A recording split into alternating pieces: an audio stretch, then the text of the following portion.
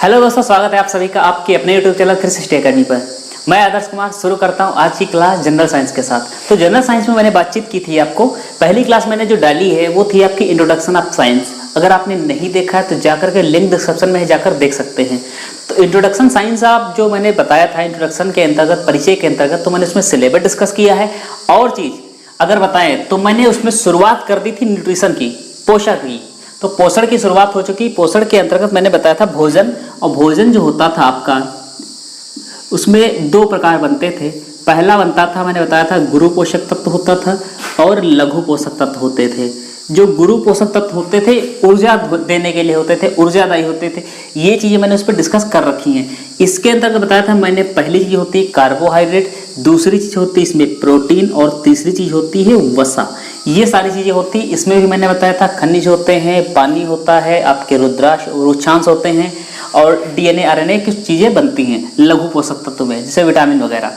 तो ये गुरु पोषक तत्व में हमने कार्बोहाइड्रेट पूरा पढ़ लिया है, डिटेल में पढ़ा। अगर आपने नहीं पढ़ा है तो उसको भी आप जाकर ही पढ़ सकते, देख सकते हैं। पूरा कार्बोहाइड्रेट मैंने बहुत डिटेल में कवर कराया है। आज हम लोग चर्चा करेंगे किस पर? प्रोटीन पर। तो प्रोटीन आप हेडिंग डाल दीजिएगा। प्रोटीन में हम लोग देखते हैं क्या क्या चीज़ें हैं। प्रोटीन के बारे में एक चीज़ आप समझ लीजिए पहले से। प्रोटीन तो जो आप, जैसे मैंने बताया था कि जो पौधे होते हैं, पौधे का जो शरीर होता है, पौधे का शरीर, पेड़ पौधों का शरीर जो बना होता है, ये सेल्यूलोज से बना होता है। और सेल्यूलोज क्या थी? ये एक शर्करा थी, सैकेराइड था। तो सेल्यूलोज से बना होता है जैसे पौधे का शरीर, ऐसे ही मानव का शरीर बना होता है किससे? प्रोटीन से, जिसमें 70% प्रोटीन और क्या होता है? पानी होता है। प्रोटीन और पानी होता है, जल होता है। तो ये हो गई हमारी संरचना। अब प्रोटीन कहाँ कहाँ है? तो एक चीज़ ध्यान दे लो, जो बाल हैं, जो नाखून हैं, जो नाखून होते हैं, बाल होते हैं, जो आपकी त्वचा होती है, इसमें क्या है आपका? ये भी तो प्रोटीन है। जो आपकी लार, एंजाइम जितने होते हैं, ये भी प्रोटीन है। कुछ हार्मोन्स, वो भी प्रोटीन होते हैं, कुछ hormones, antigen, antibody, RS factor, DNA, ये सारी चीज़ें आपकी प्रोटीन है। जैसे हीमोग्लोबिन क्या है? प्रोटीन है। काफ़ी सारी चीज़ें प्रोटीन है। तो प्रोटीन की बात हम जान चुके हैं कि प्रोटीन इतनी सारी चीज़ों से मिलकर बनी है। ये हमारा बॉडी जो बनी है प्रोटीन से मिलकर बना है। अब प्रोटीन क्या है? तो प्रोटीन को समझते चलिएगा कि हम लोग शुरुआत करते आज से नहीं, जब पृथ्वी बनी थी। तो पृथ्वी जब बनी थी, या पृथ्वी पर जीवन कहाँ से आया था, तो उन चीज़ों के बारे में देखते हैं। तो क्या हुआ कि जब पृथ्वी पर जो आपके होते हैं खगोलीय पिंड, उनके माध्यम से क्रिस्टल के रूप में जल आया, तो पृथ्वी पर जल आ गया। जल आने के बाद इन्हीं खगोलीय पिंडों से आया आपका एक नई चीज़, जिसको बोला गया अमीनो एसिड। अमीनो एसिड या अमीनो अम्ल क्या आया इनके माध्यम से? तो आया आपका अमीनो अम्ल। अब अमीनो अम्ल आ चुका है पृथ्वी पर, अमीनो अम्ल आ गया। अमीनो अम्ल जब कई सारे जुड़ते गए, कई सारे अमीनो अम्ल जब जुड़े, अमीनो अम्ल, अमीनो अम्ल, अमीनो अम्ल, ये बहुत सारे अमीनो अम्ल जब जुड़े, लगभग कितने हो गए? 5 से 6,000। के का मतलब 6,000। 5 से 6,000 अमीनो अम्ल जब जुड़ गए, तब उनसे निर्माण हुआ एक प्रोटीन का। क्या बात क्लियर है इस समय? किसका? एक प्रोटीन का। और एक चीज आपसे पूछा जाता है कि ये जो बॉन्ड बना था बीच में, ये जो बॉन्ड बना था, इस बॉन्ड का नाम क्या होता है? को कहा जाता था, इन बॉन्ड को कहा जाता था पेप्टाइड बॉन्ड, पेप्टाइड बंध। ये सिंगल बॉन्ड जो होते हैं अमीनो, इनको बोला गया पेप्टाइड बंध। और जब एक पेप्टाइड, दो पेप्टाइड, तीन पेप्टाइड, ऐसे ऐसे जब 5 से 6,000 हो जाएंगे, तो आप मुझे एक बात बताओ, ये बहुत नहीं हो जाएंगे? अब बहुत हो गए, सीधी बात निकल के आई, पॉली। पॉली का मतलब होता है बहुत। तो बहुत हो गए तो इसको हम लोग बोलेंगे पॉलीपेप्टाइड। क्या बोलेंगे? पॉलीपेप्टाइड। पॉलीपेप्टाइड। तो अमीनो अम्ल जो जुड़े होते हैं, जिससे प्रोटीन का निर्माण होता है, ये किससे जुड़े होते हैं? तो पॉलीपेप्टाइड से जुड़े होते हैं। बहुत से पॉलीपेप्टाइड होते हैं। तो सीधी बात निकल के आ गई, प्रोटीन का निर्माण किससे हुआ? अमीनो अम्ल से हुआ। अमीनो अम्ल क्या है? तो अमीनो अम्ल देखेंगे तो अमीनो अम्ल जो होते हैं आपके, ये 2 प्रकार के होते हैं। अमीनो अम्ल कितने प्रकार के बनते हैं? 2 प्रकार के। पहला जिसको बोलते हैं आवश्यक, आवश्यक, और दूसरा होता है आपका क्या हो जाएगा? अनावश्यक। अनावश्यक। अब आवश्यक अनावश्यक मतलब ये है, देखिए एक चीज आप समझ लीजिए, अमीनो अम्ल जो होता है, इनकी कुल संख्या जो होती है 20 से 22 होती है। लेकिन मुख्य रूप से हम किसको जानते हैं? 20 को जानते हैं। ठीक है, इसके बारे में हम लोग ज़्यादा अध्ययन करते हैं, स्टडी करते हैं। तो थोड़ा सा यहाँ पर हम लोग ड्रॉ करते हैं। इसके बाद बता दें कि जो, हाँ, जब अमीनो अम्ल आ गए और प्रोटीन का निर्माण हुआ तो एक चीज आप ध्यान रखिएगा कि जो अमीनो अम्ल से ही बनती है आपकी क्या, सेल। और सेल का मतलब क्या होता है भैया, कोशिका। तो कोशिका आपकी बन गई और कोशिका में क्या पाया जाता है, डीएनए पाया जाता है, आरएनए पाया जाता है, उसी में क्या है, प्रोटीन है, वो भी तो प्रोटीन है ना। तो डीएनए आरएनए, अब डीएनए आरएनए आ गया पृथ्वी पर, अमीनो आया, अमीनो से क्या बन गए, डीएनए आरएनए कोशिका। अगर इन चीजों का निर्माण हो गया तो सीधी बात हम क्या कह सकते हैं, पृथ्वी पर आपका क्या आ गया है, जीवन। पृथ्वी पर जीवन आ गया। पृथ्वी पर जीवन कहां से आया, तो खगोलीय पिंडों के माध्यम से, अंतरिक्ष से टूटे टूटे जो सितारे या चट्टानें आई उनके माध्यम से कुछ अमीनो एसिड आए जिनका जल के अंदर जुड़ाव हुआ, वो क्या बने, प्रोटीन बने, सेल्स बने, कोशिकाएं बनी, जिससे जीवन का निर्माण हो गया। तो बात क्लियर है यहाँ तक की। चलिए आगे हम लोग देखते हैं इसी चीज में। तो मैंने बात की है आपको कि अमीनो अम्ल आपके दो प्रकार के बने, और कौन कौन से बने, एक आवश्यक अमीनो अम्ल, दूसरे अनावश्यक अमीनो अम्ल। तो आवश्यक अमीनो अम्ल की संख्या होती है 10 और अनावश्यक अमीनो अम्ल की संख्या भी कितनी होती है, 10 और 10 और 10 कितने, 20। तो ये 20 हो गए आपके आवश्यक और अनावश्यक अमीनो अम्ल। कुल मिलाकर संख्या आपसे पूछी जाती है तो कितनी होती है, 20। मुख्य रूप से 20 होती है, वैसे तो बनते हैं आपके 22 के आसपास बन जाते हैं, ठीक है। तो एक चीज और समझते चलिएगा। चलिए यहीं पर आपको बता दें आवश्यक मतलब क्या होता है। आवश्यक मतलब ये होता है कि ऐसे अमीनो एसिड, ऐसे अमीनो अम्ल जिन्हें हमें बाहर से प्राप्त करना पड़ता है। अब एक चीज बताइए, अगर आपके घर में कोई चीज है नहीं, आप बाहर से लेने जा रहे हो, इसका मतलब वो आवश्यक। अगर आपके घर में पहले से ऑलरेडी है तो क्या उसकी कोई आवश्यकता है। जैसे मान लो कोई किसान है और उसने गेहूं बो रखा है पहले से, तो उसकी आवश्यकता किसकी है, दाल की आवश्यकता है, सब्जी की आवश्यकता है, ना कि उसको गेहूं की आवश्यकता है। तो वो क्या हो जाएंगे आपके अनावश्यक। गेहूं क्या हो गया, उसके लिए अनावश्यक है। अब गेहूं क्यों खरीदेगा भाई, जिसके घर में दाल है पहले से, तो दाल क्यों खरीदेगा।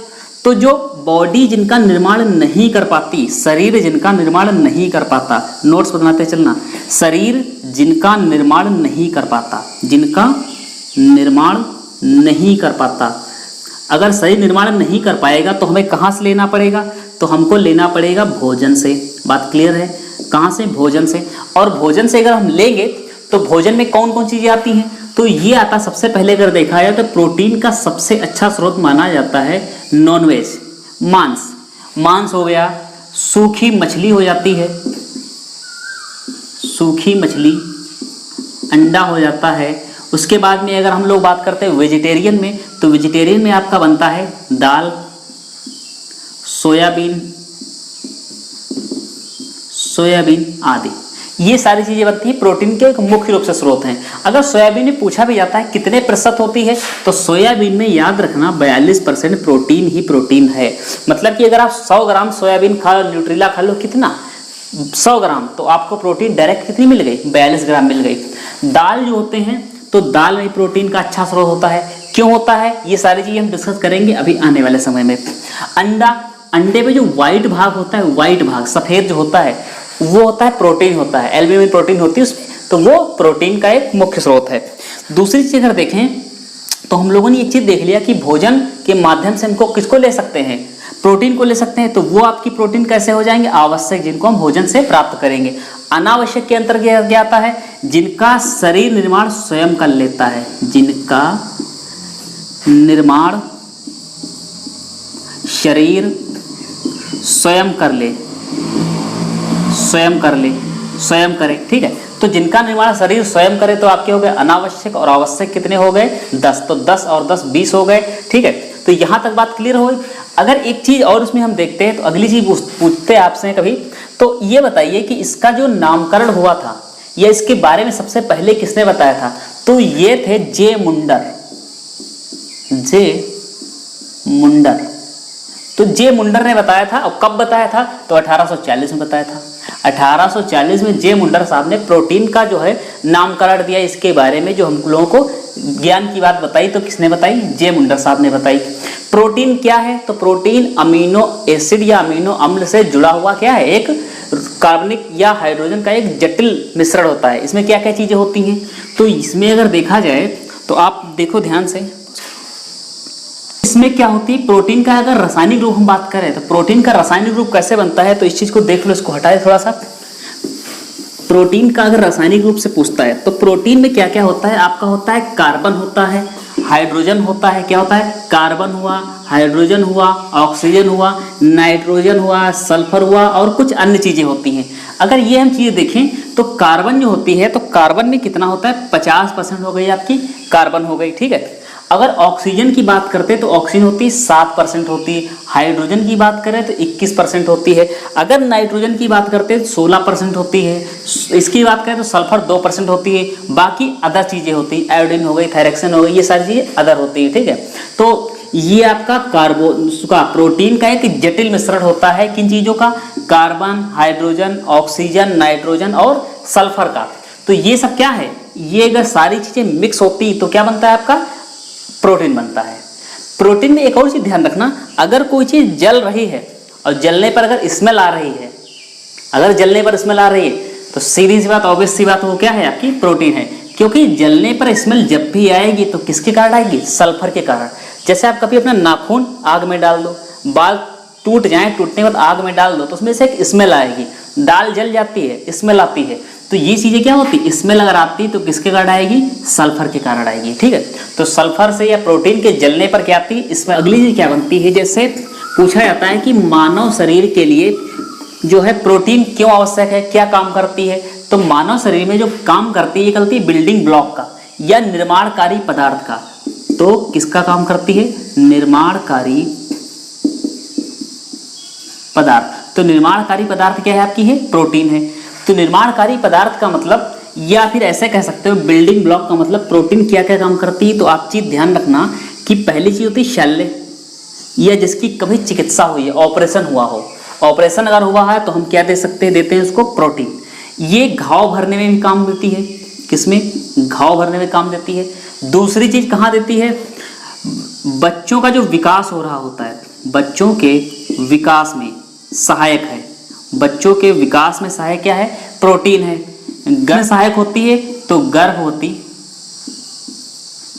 जो गर्भवती माताएं होती, महिलाएं होती, उनको आवश्यकता होती है किसकी, प्रोटीन की। क्योंकि निर्माणकारी, ये चीज देखिए कि बच्चे का निर्माण हो रहा है, यहाँ पर बच्चे की कोशिकाओं का निर्माण हो रहा है, मांसपेशियों का निर्माण हो रहा है। जैसे मांसपेशियों में, रक्त में, हड्डियों में, हर जगह प्रोटीन ही तो है। क्योंकि हड्डियों में ओसिन प्रोटीन, रक्त में कौन से, हीमोग्लोबिन प्रोटीन, आपकी मांसपेशियों में मायोग्लोबिन, एक्टिन, मायोसिन, कई प्रकार की प्रोटीन। घाव भरने में यहीं पर भी तो क्या हो रहा है, रिपेयरिंग हो रही है। तो टूट फूट मरम्मत में, जहां पर मरम्मत की बात आएगी, रिपेयरिंग की बात आएगी, तो मरम्मत में कहीं भी अगर रिपेयरिंग हो रही है, या फिर ये बात एक ही है, मरम्मत या घाव भरना एक ही चीज है। अगर ये सारी चीजें हो रही हैं तो वहां पर निर्माणकारी पदार्थ, निर्माणकारी पदार्थ के रूप में कौन जाना जाएगा, आपका प्रोटीन जाना जाएगा। तो प्रोटीन हम लोगों ने इतनी चीज देख ली है।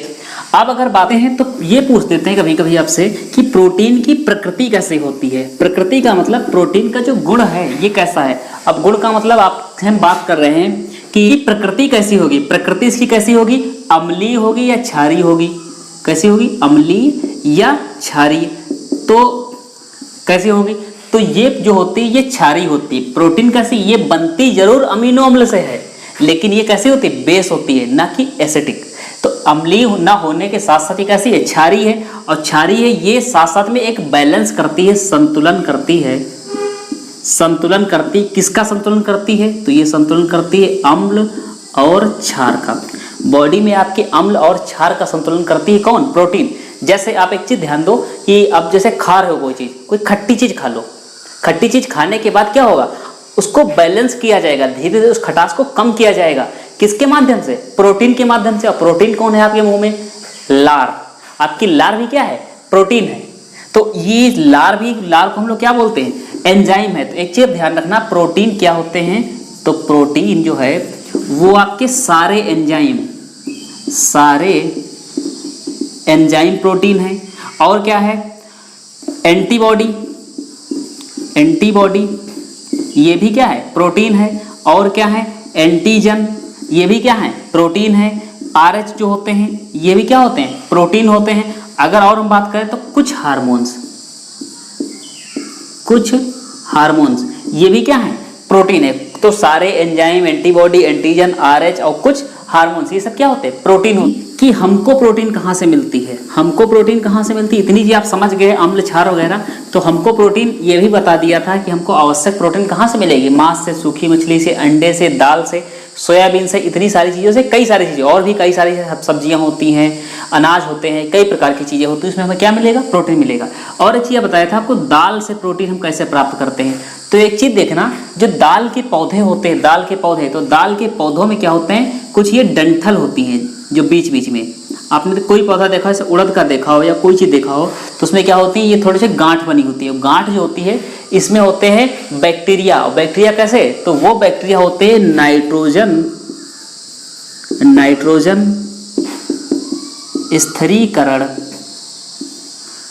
स्थिरीकरण बैक्टीरिया। अब नाइट्रोजन स्थिरीकरण क्या है? तो एक चीज ध्यान दो आप कि पौधे को क्या चाहिए होता है, तो पौधे को चाहिए है नाइट्रोजन, लेकिन वो डायरेक्ट नाइट्रोजन नहीं ले सकता, वरना वायुमंडल में तो 78% के आसपास नाइट्रोजन है, तो वो डायरेक्ट नहीं लेगा। पौधा कैसे लेगा? तो पौधा लेता है नाइट्रोजन को नाइट्राइट या नाइट्रेट के रूप में, है ना। तो पौधा लेगा नाइट्राइट या नाइट्रेट के रूप में, और ये नाइट्राइट या नाइट्रेट कौन बनाता है? तो स्थिर करके बनाया जाता है। कौन स्थिर करता है? तो ये बैक्टीरिया बनाते हैं, ठीक है। तो ये बैक्टीरिया कहाँ होते हैं? ये होते हैं इन जड़ों में, इन डंठलों में। ये क्या करते हैं? नाइट्रोजन को लेते हैं और इसको किस में कन्वर्ट कर देते हैं? इन चीजों में कन्वर्ट कर देंगे, ठीक। अब कन्वर्ट हो गई, मतलब पौधे को क्या मिल गई? डायरेक्टली अगर देखा जाए या इनडायरेक्टली देखा जाए तो हमें क्या मिल गई? पौधे को नाइट्रोजन। अगर पौधे को नाइट्रोजन मिल गई है तो एक चीज बताओ, कार्बन तो ऑलरेडी है, हाइड्रोजन भी पहले से है, ऑक्सीजन भी है, हमें सल्फर भी आ जाती, क्या रही कमी? नाइट्रोजन की। अगर नाइट्रोजन आ जाती तो आप क्या कह सकते हो, ये फिर मिश्रण किसका तैयार हो गया? प्रोटीन का। क्योंकि प्रोटीन एक जटिल कार्य है, कार्बन, हाइड्रोजन, ऑक्सीजन और नाइट्रोजन, सल्फर, इन चीजों का क्या होता है? एक जटिल एक मिश्रण है। तो ये प्रोटीन हमको कहाँ से मिल गई? दालों से मिल गई। किसकी कमी थी? केवल नाइट्रोजन की। अब एक चीज ध्यान रखना, हर पौधे को नाइट्रोजन की आवश्यकता होती है, वो हम नाइट्रोजन किसी माध्यम से दें। अगर आपके खेतों में, पौधों में नाइट्रोजन की कमी होने लगती तो आप क्या डालते हो? तो आप डालते हो यूरिया। क्या डालते हो? यूरिया। यूरिया में भी क्या होती? नाइट्रोजन होती है। नाइट्रोजन को बदला जाता है किस में? कुछ बैक्टीरिया के माध्यम से, कुछ चीजों के माध्यम से, किस में? नाइट्रेट या नाइट्राइट के रूप में। और यही नाइट्रेट या नाइट्राइट क्या होता है? जब पौधे में, समझना है चीजों को फिर से, तो ये पौधा है, ठीक, ये पौधा, इसको आवश्यकता थी नाइट्रोजन की। नाइट्रोजन की आपने क्या डाल दिया? यूरिया। तो यूरिया क्या हो गई? यूरिया जो है इसमें पहुंची जड़ों में, अब इसमें बदल दिया गया किस में? नाइट्राइट या नाइट्रेट के रूप में। नाइट्राइट या नाइट्रेट बदल गई, मतलब पौधे को किसकी प्राप्ति हो गई? नाइट्रोजन की। और ये नाइट्रोजन या नाइट्राइट जो बना है, ऐसा समझो कि इसको डायरेक्ट नाइट्रोजन नहीं चाहिए। क्या चाहिए इसको? नाइट्राइट दे दो या नाइट्राइट दे दो, नाइट्रेट या नाइट्राइट। ये नाइट्रेट या नाइट्राइट गया कहाँ पर? ये पौधे के पास जाएगा, पौधा सब तो रख नहीं पाएगा, या नाइट्रोजन पूर्ण रूप से तो ले नहीं पाएगा, तो बाकी नाइट्रोजन कहाँ जाती है? पृथ्वी में जाती है। बाकी नाइट्रोजन चलेगी पृथ्वी में, और पृथ्वी में नीचे क्या है? जल है। और जल में नाइट्रोजन चली जाती है तो ये जा करके, ये नाइट्राइट या नाइट्रेट जा करके कहाँ से निकलेगा? ये नल से निकलेगा। और नल से निकलता है जो पानी, तो ये पानी कैसा है? नाइट्राइट वाला पानी है। इसमें क्या जा चुका है? नाइट्राइट जा चुका है। नाइट्रोजन की अधिकता हो चुकी है और नाइट्राइट इसमें अधिक जा चुका है। तो ये पानी अगर किसी बच्चे को पिला दोगे, जो नवजात शिशु है, तो वो बच्चा कैसा हो जाता है? नीला हो जाता है।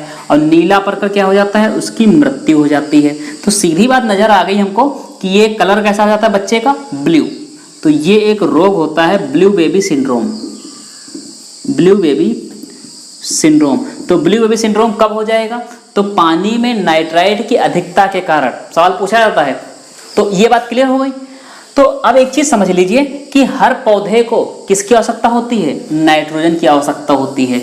अब वो किस रूप में लेगा? तो वो हो सकता है नाइट्रेट के रूप में ले ले, नाइट्राइट के रूप में ले ले, किसी भी रूप में उसको क्या चाहिए? नाइट्रोजन तो चाहिए ही चाहिए। चलिए अब देखते हैं, कुछ पौधे ऐसे होते हैं कि जहां पर वो नाइट्राइट, नाइट्रेट या नाइट्रोजन नहीं प्राप्त कर पाते, तब क्या करते हैं? तो कर दें जल्दी से। तो अब पौधे जो होते हैं कि अगर नाइट्रोजन नहीं प्राप्त कर पा रहे हैं डायरेक्ट वायुमंडल से, या नाइट्राइट नहीं बना पा रहे, तब क्या करते हैं? तब वो लेंगे। तो आपको एक चीज पता है कि जंतुओं का शरीर किससे बना है? जंतुओं का शरीर बना है किससे? प्रोटीन से बना है। और जो कोशिकाएं होती हैं उनकी है जीवित कोशिका। तो जीवित कोशिका में भार जो होता है, ये सारी समझते रहना। तो जीवित कोशिका जो होती है उसमें भार जो होता है 14% होता है प्रोटीन का, ठीक है। और मृत कोशिका में होता है 50% होता है, किसका? प्रोटीन का। तो इधर देखना कि नाइट्रोजन अगर प्राप्त नहीं कर पाए तो कहाँ से प्राप्त करेंगे? तो असम मेघालय में एक पौधा होता है जिसको बोलते हैं यूट्रिकुलेरिया पौधा। ये यूट्रिकुलेरिया पौधा, इसको हम अलग एक नाम से जानते हैं, जिसको बोलते हैं घटक या घट के आकार का पौधा। घटक मतलब घड़े के आकार का, देखो घड़ा जैसा दिख रहा है, सुराही के जैसा। अब क्या होता है कि यहाँ पर जो होता है इसमें एक पदार्थ होता है, चिपचिपा सा एंजाइम कुछ पदार्थ होते हैं जो किसी भी कीट को, किसी भी जंतु को अपनी ओर आकर्षित करते हैं। मान लो यहाँ पर कोई मक्खी बैठ गई और जैसे मक्खी बैठती है इसको मैसेज जाता है कि ढक्कन बंद करना है, तुरंत ढक्कन बंद हो गया। अब ढक्कन बंद हो गया तो उस कीड़े को, उस जो आपका जो कीट आया है उसको क्या किया जाएगा? उसको अंदर ले जाया जाएगा, उसको मार करके उसकी जो प्रोटीन है, अब प्रोटीन किसकी बनी है? फिर बात आ गई, प्रोटीन किसकी बनी है? प्रोटीन में भी क्या है? नाइट्रोजन। उस नाइट्रोजन की प्राप्ति कर लेगा कौन? पौधा प्राप्त कर लेगा। तो ये कीटभक्षी पौधे होते हैं। कीटभक्षी पौधे प्राप्त कहाँ होते हैं, मिलते कहाँ पर हैं? तो ये मिलते हैं असम, मेघालय जैसे कुछ क्षेत्रों में, मेघालय जैसे क्षेत्रों में। अब ये असम मेघालय क्षेत्रों में मिलते हैं, वहाँ पर की पहाड़ियाँ एक हैं जिसको बोलते हैं गारो खासी जयंती। गारो खासी जयंती नाम की पहाड़ियाँ हैं। गारो खासी जयंती, एक चीज़ ध्यान रखना कि गारो खासी जयंती पहाड़ियाँ जो है जनजाति के नाम पर रखी गई हैं। और ये जनजाति कैसी है? तो ये जनजाति जो आपकी होती है महिला प्रधान जनजाति है। कैसी है? महिला प्रधान।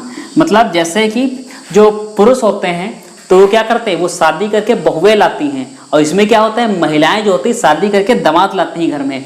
तो ये महिला प्रधान जनजाति है। कहाँ की है? ये गारो खासी जयंती है जनजाति, और ये पहाड़ियाँ भी हैं इन्हीं के नाम से।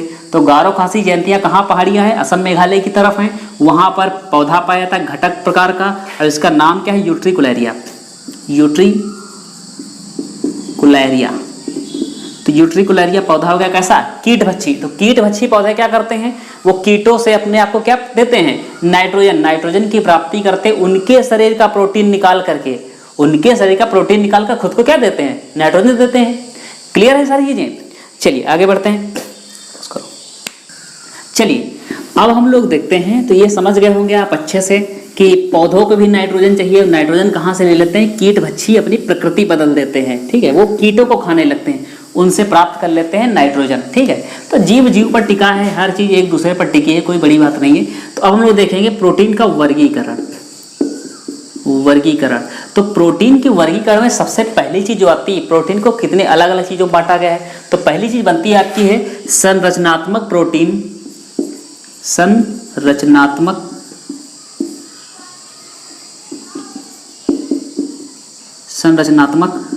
प्रोटीन, या इसी को बोलते हैं फाइबर प्रोटीन।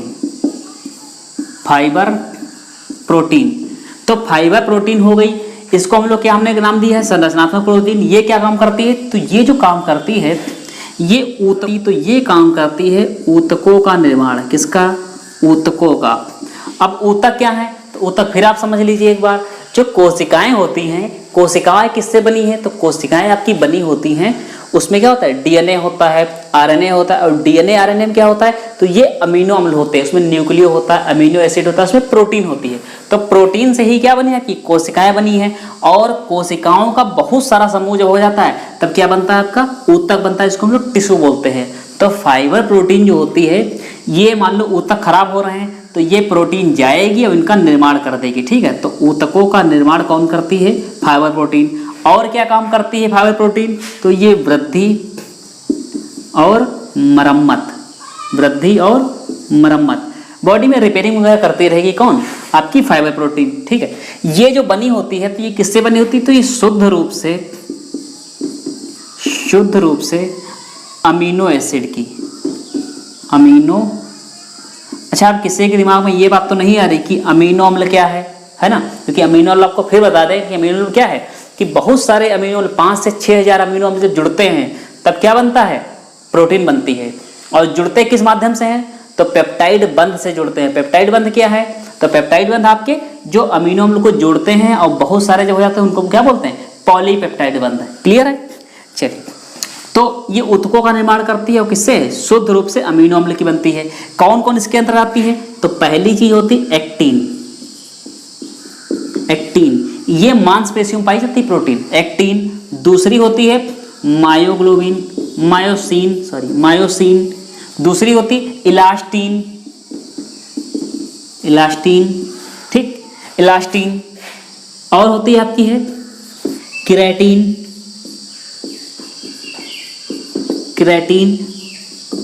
फाइब्रोनोजन। ये चीजें हो गई आपकी जो बनती हैं कहाँ से? ये बनती है फाइबर प्रोटीन। एक्टिन मांसपेशियों में पाई जाती है, मायोसिन मांसपेशियों में पाई जाती है, इलास्टिन ये सब क्या पाई जाती है? मांसपेशियों में पाई जाती है। केराटिन क्या है? केराटिन, तो केराटिन आपने देखा बहुत सारे ऐड जो आते हैं ना, केराटिन इसमें है, इसमें बालों के लिए शैम्पू वगैरह सारी चीज़ आती है, केराटिन के साथ में मिलकर आते हैं शैम्पू वगैरह, ये आपकी केराटिन प्रोटीन के। और केराटिन प्रोटीन आपको बताया था कार्बोहाइड्रेट के लेक्चर में केराटिन, और आपको बताया था काइटिन, और एक चीज बताई थी आपको कैरोटीन। काइटिन क्या है? काइटिन एक प्रकार की आपकी शर्करा है। कैरोटीन क्या है? तो कैरोटीन आपका नारंगी या लाल रंग देने वाला वर्णक पिगमेंट है। और केराटिन क्या है? तो केराटिन बाह्य कंकाल है। बाह्य कंकाल जैसे आपकी त्वचा में कौन है? केराटिन। बालों में क्या है? Keratin protein.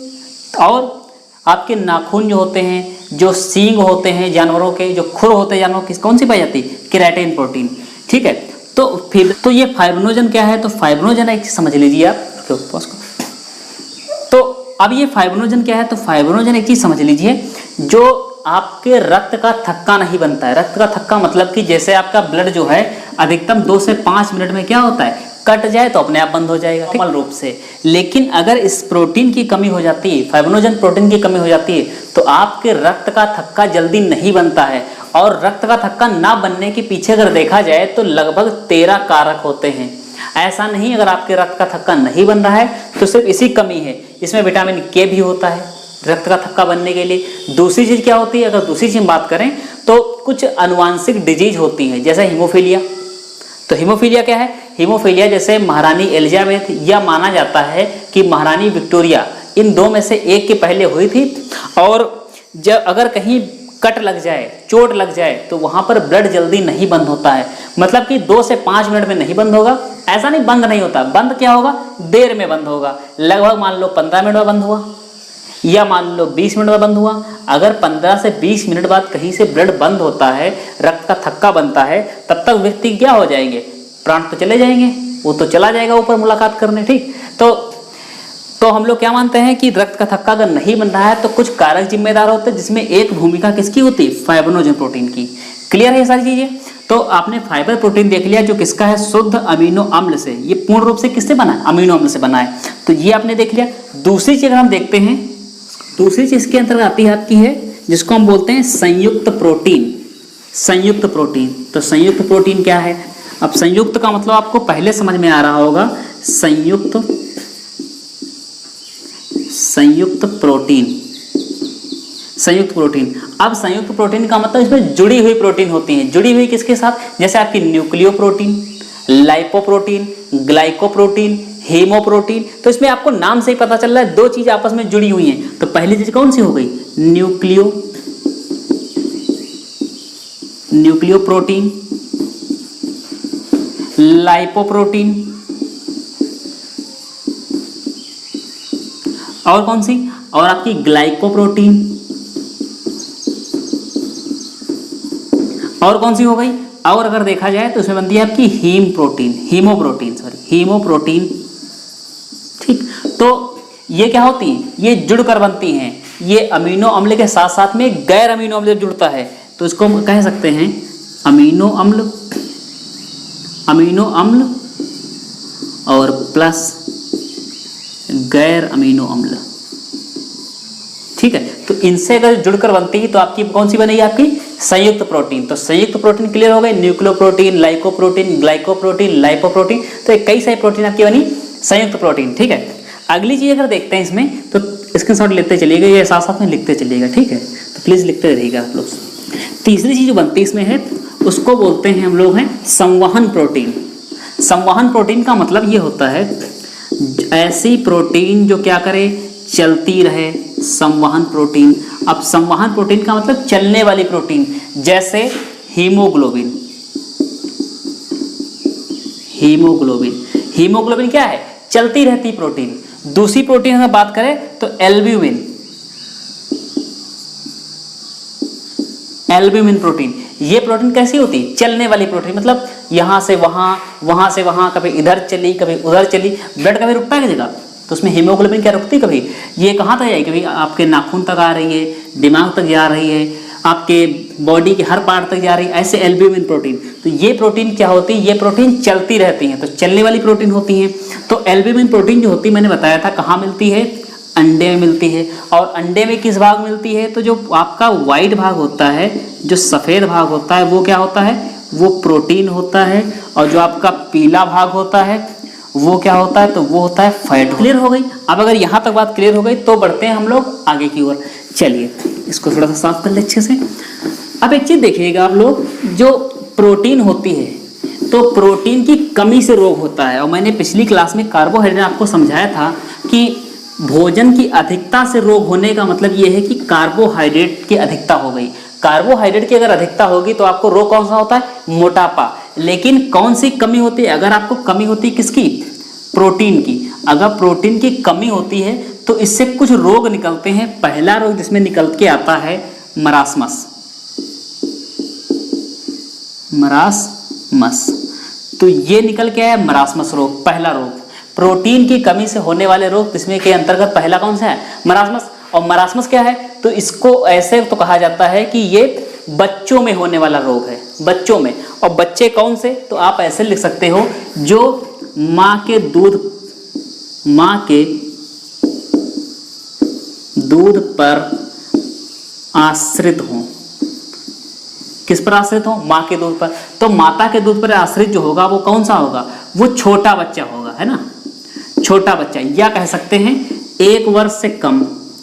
1 वर्ष से कम, 1 वर्ष से कम कहने का मतलब देखो, पीते तो 2 साल के जो बच्चे होते हैं वही माँ का दूध पीते हैं, 2 साल के, 2.5 साल के। लेकिन 2 साल का, 2.5 साल का बच्चा वो पूर्ण रूप से नहीं आश्रित होगा। पूर्ण रूप से अगर कोई आश्रित, जैसे आपका कोई 8-9 महीने का बेबी है, बच्चा है, तो वो क्या कोई बाहर की चीज़ खा सकता है क्या? वाला अगर प्रोटीन की कमी हो जाए, उसके अंदर, उसकी बॉडी में कमी हो जाए, तो ये आप बताइए, क्या आप उसको सोयाबीन खिला सकते हो? या आप उसको, ऐसा तो है नहीं कि चलो बेटा दाल खा लो या अंडा खा लो, चलो आपने उसके मुंह में मछली डाल दी, तो ऐसा कर नहीं सकते हो। तो क्या कर सकते हो? वो आप उसको केवल क्या दे सकते हो? माँ का दूध। और अगर उसके अंदर रोग हो गया मरासमस, तो हम लोग डायरेक्टली मानते हैं उसकी जो दूध है, माँ का दूध, उसमें भी किसकी कमी है?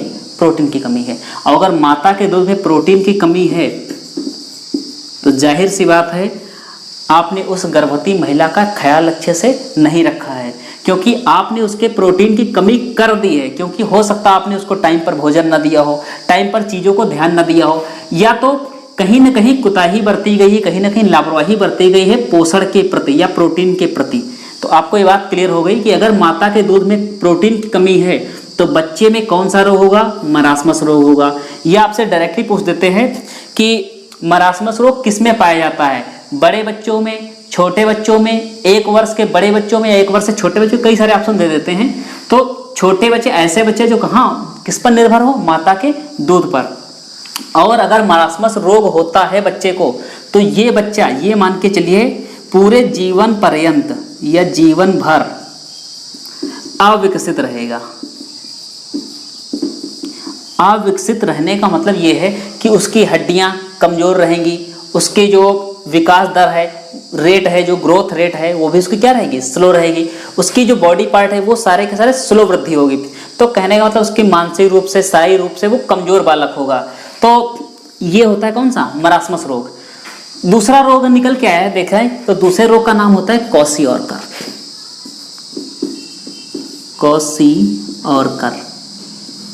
क्वाशियोरकर। तो ये हो गया आपका ये क्वाशियोरकर। क्वाशियोरकर रोग क्या होता है? तो ये 1 वर्ष से बड़े बच्चों में पाया जाता है। 1 वर्ष से बड़े बच्चों का मतलब ये होता है, आप कई किताबों में ये लिखा होता है कि वयस्कों में या बड़े लोगों में। तो बड़े लोगों का मतलब ये है 1 वर्ष से बड़े बच्चे अगर जो हैं वो प्रोटीन बाहर से लेकर के अपनी जो कमी हो रही है प्रोटीन की, उसको पूरा कर सकते हैं। अगर किसी के क्वाशियोरकर हो गया तो बाहर से प्रोटीन ले लेगा, जैसे दाल खा लेगा, है ना। 1 वर्ष से बड़ा बच्चा दाल पी सकता है, अंडे खा सकता है, सोयाबीन खा सकता है, हरी सब्जियां खा सकता है, सारी चीज़ें खा सकता है। धीमे धीमे उसकी आदत डाल सकते हैं। तो हम लोग क्या दे सकते हैं, उसको बाहर से देते हैं। अगर बाहर से दे देंगे, उसके रोग होता है क्वाशियोरकर, तो उसमें भी वही समस्या आएंगी। उसकी विकास दर जो है, विकास रेट जो है वो कम पड़ जाएगी, स्लो हो जाएगी। लेकिन उसको हम लोग सुधार सकते हैं, इसका हम लोग इलाज कर सकते हैं, क्योंकि बाहर से दे सकते हैं, ठीक। जैसे वयस्कों की बात करें अगर, तो वयस्कों की अगर बात करें तो मान लो वयस्कों का मतलब कोई व्यक्ति 22 साल का है, तो 22 साल का, अब ये समझ लो जिसको उसको लंबाई होनी थी हो गई, जितना उसको मोटा होना था हो गया, जो भी चाहे सारी चीजें होनी थी हो गई। अब उसको कोई रावण थोड़ा ना बनना है, ना कुंभकर्ण बनना है इतना बड़ा होकर के। तो उसकी वयस्क रेट जो है वो तो नॉर्मल हो गई। किसको आवश्यकता होती है प्रोटीन बाहर से लेने की? 1 वर्ष के बड़े बच्चे हैं, उनके क्वाशियोरकर रोग होता है, तो बाहर से प्रोटीन लेकर के अपनी समस्याओं को दूर कर सकते हैं। तो अगर वयस्क आ जाए तब भी ऑप्शन लगा देना, 1 वर्ष से बड़े बच्चे आ जाए तब भी लगा देना, ठीक। अगर 1 वर्ष से छोटा बच्चा कहे या माँ के दूध पर आश्रित कहे तो उसको रोग कौन सा होना है? तो भैया ध्यान रखना, मरासमस। 2 ही रोग होते हैं, क्वाशियोरकर और मरासमस। तो इतनी बात क्लियर है। अगर ये चीज क्लियर है तो एक चीज समझते रहना और आप लोग कि प्रोटीन हमको कितनी चाहिए। तो प्रोटीन हमको चाहिए होती है लगभग 20 से 30%। 20 से 30% हमको कहाँ से चाहिए? ऊर्जा जो चाहिए होती है किसके माध्यम चाहिए होती है? प्रोटीन के माध्यम से।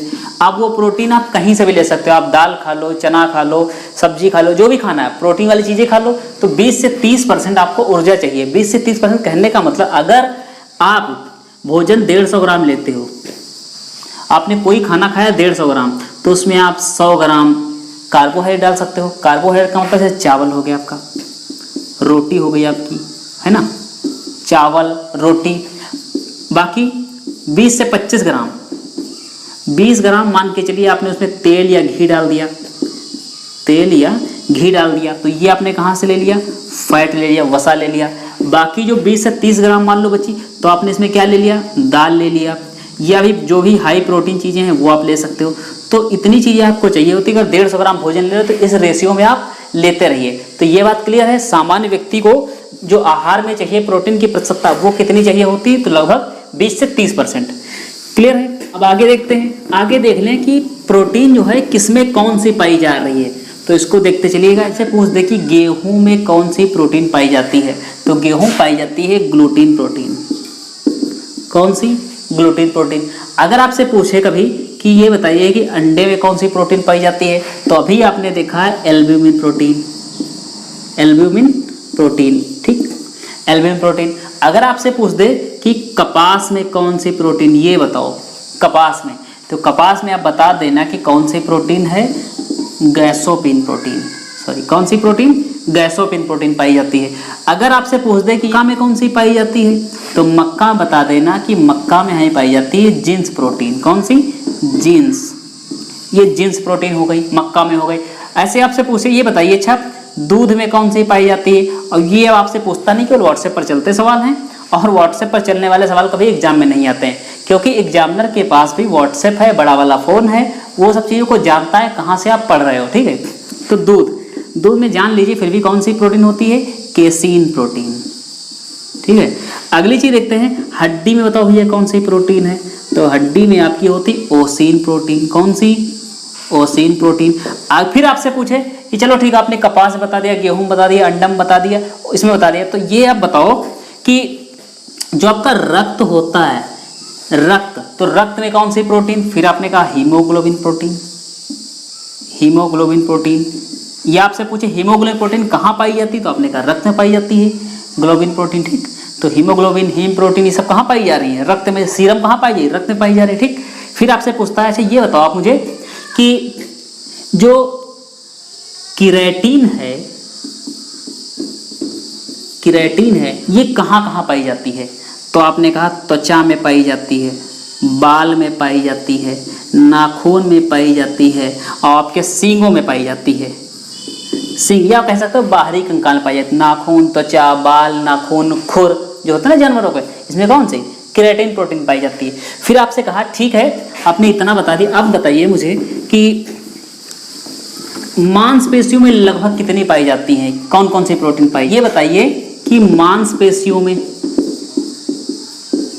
कौन कौन सी, 2-3 बता दीजिए।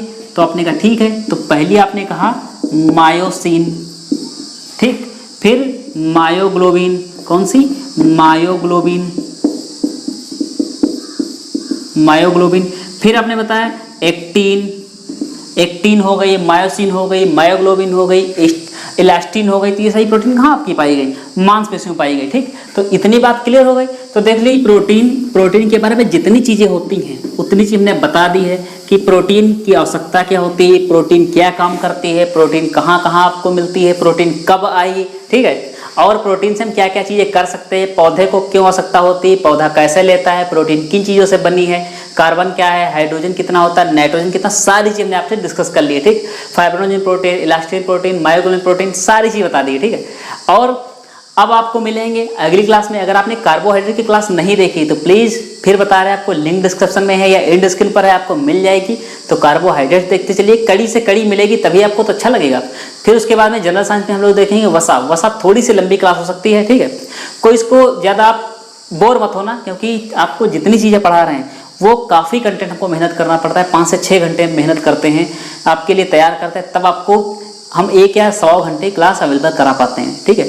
तो मिलते हैं आपको अगली क्लास में, तब तक के लिए धन्यवाद।